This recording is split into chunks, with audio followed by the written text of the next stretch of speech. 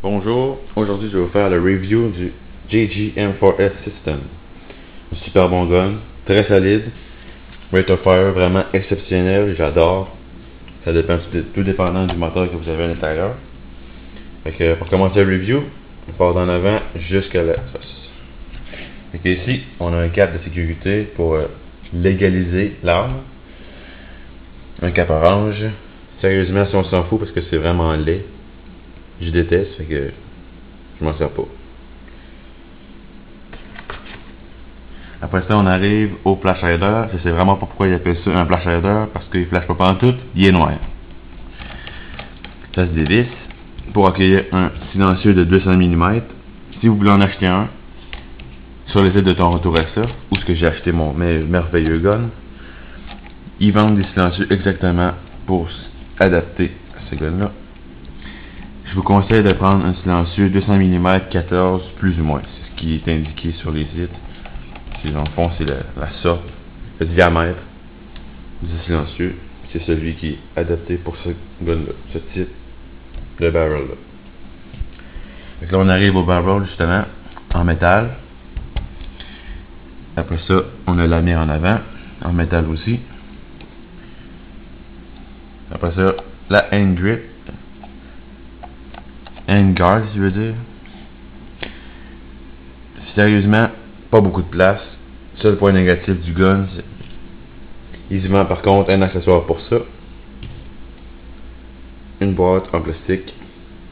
Aucune idée comment ils l'appellent, mais pratique, sauf que pas très beau. Juste vous en ai un aperçu. Pas super, mais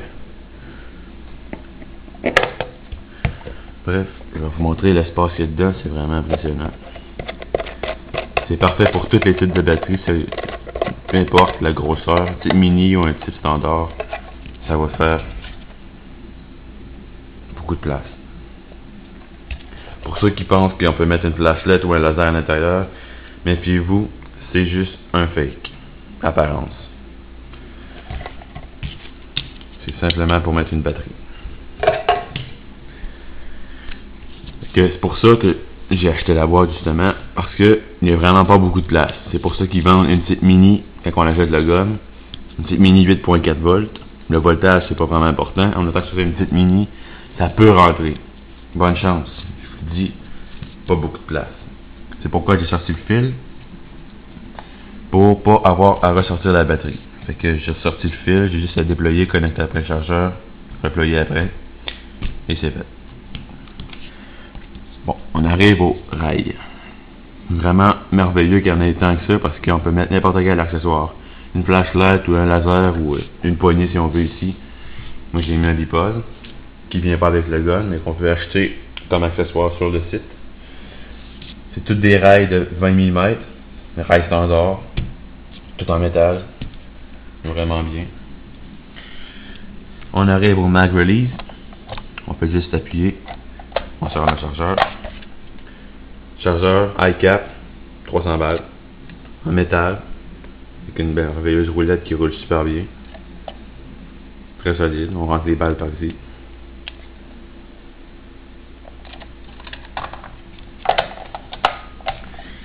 La gâchette en plastique. Ici c'est en métal. La pistol grip. Pas très confortable mais ça fait le job. Le hop-up. On peut juste tirer ici, la poignée ici, la petite porte rouge. Là on a le hop-up. La gear noire que vous voyez.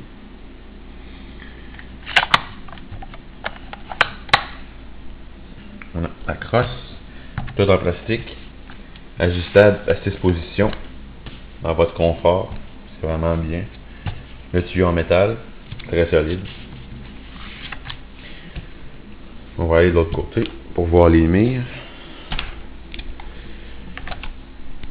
Ici, on a le selector switch, safe, semi, full auto. Tantôt, je vais vous faire un shooting test pour voir un peu le rate of fire de la 9.6 volts avec un moteur upgrade. Ici, on a la mire. On peut juste appuyer la petite pin de métal ici, elle sort. Et voilà. On va l'en remettre, on descend et on monte. Comme ça. Pour celle d'en avant, on pèse sur le bouton ici. On descend. Et voilà, c'est clipsé. Pour la remonter, on peut peser sur le bouton ou tout simplement tirer. Et voilà. Fait que pour ce qui est du review du gun, c'est pas mal complet. Il tire jusqu'à 380 pieds secondes, 400 maximum. Un RPM de 800 balles minute, qui peut aller jusqu'à 1000, tout dépendant du moteur, de la force. Vraiment super bien. On a quelques critères ici. On voit pas super bien, mais... Bref, c'est un super bon gun. Fait qu'on a quelques accessoires ici. Je vous conseille d'utiliser des balles biodégradables ou standards, peu importe, des .20 ou des .25, tout dépendant de votre choix. Avec des .25, il va aller beaucoup moins loin, mais pour plus d'impact, je vous conseille ceux-là. Pour plus de portée et moins d'impact, les .20. Fait que méfiez-vous de la couleur parce que des .20 noirs, ça existe. Fait que ça c'est le moteur d'origine, High Power. Très bon moteur, mais je l'ai changé pour un meilleur. J'ai aussi changé le spring pour un plus performant, plus gros. Le chargeur, c'est ici une petite lumière. Quand la batterie est faible, ça l'allume rouge, puis quand la batterie est prête, la lumière est verte. Un accessoire de plus pour attacher après tous les types d'oreilles, comme je vous dis, standard, mettre une flashlight, peu importe. Avec le gun, ils vendent quelques accessoires pour mettre une ganse, mais j'en ai juste une, je comprends pas. En tout cas, on a un livret. Je sais pas pourquoi ils écrivent ça en chinois, c'est à Toronto. Il devrait être écrit en anglais. En tout cas, ça me dérange pas, moi je l'ai pas lu. Fait que... Bon, pour le shooting test, je vais vous montrer. C'est mis.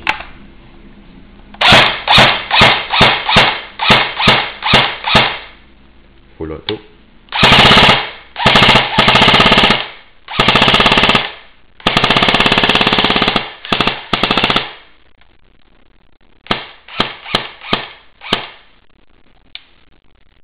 Là, j'ai pas vraiment tiré sur des murs avec des balles, mais je vous jure qu'il est vraiment très précis.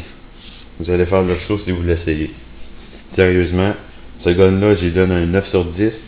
Pourquoi pas 10? Parce que le handguard, il n'y a pas beaucoup de place, sérieusement. Si vous voulez plus de place, c'est à vous de changer le fil de place, acheter une stock plus large pour accueillir une batterie ici. Puis le 10 sur 10 va être atteint. Sérieusement, merveilleux gun. Un look super beau. Vraiment, bravo à Jing Jong.